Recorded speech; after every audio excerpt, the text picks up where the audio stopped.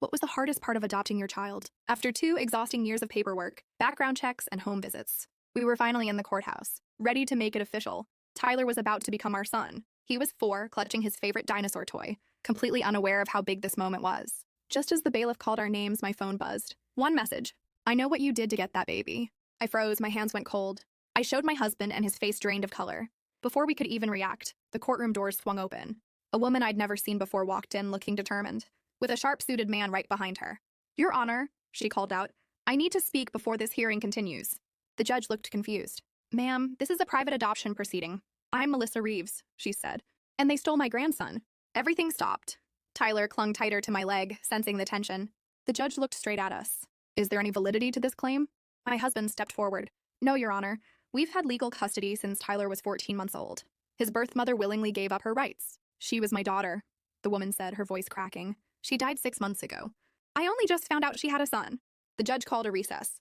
We were ushered into a small room where our lawyer immediately pounced. Did you know she existed? He asked us. No, I said. The agency told us there were no living relatives. Then my husband cleared his throat. They didn't do a full search, he admitted. They kind of skipped that part. To speed things up, I turned to him stunned. What do you mean they skipped it? He looked at me with guilt all over his face. We paid extra for a fast-track adoption. After the miscarriages, the heartbreak. I just wanted to give us a shot at being parents. I didn't think it would matter.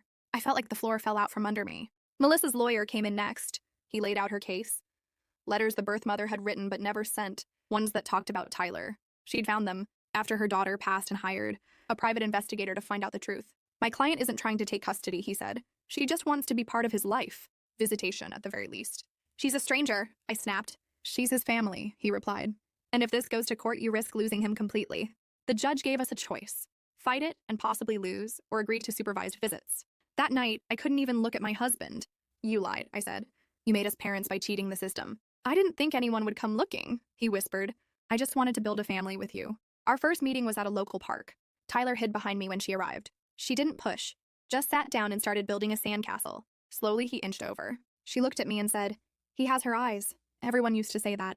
I finally saw it, those same deep brown eyes, just like Tyler's. It hit me hard.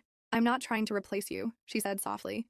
I just didn't want to miss out on him. Over time, we found a rhythm. Tyler began to look forward to her visits. She brought photos, stories, pieces of a past I couldn't give him. But the hardest part? It wasn't the visits. It wasn't even forgiving my husband. It was the day Tyler looked up from a photo album and asked, Was my first mommy bad? Is that why she didn't keep me? And I had to find the words to explain addiction to a 5-year-old without breaking his heart.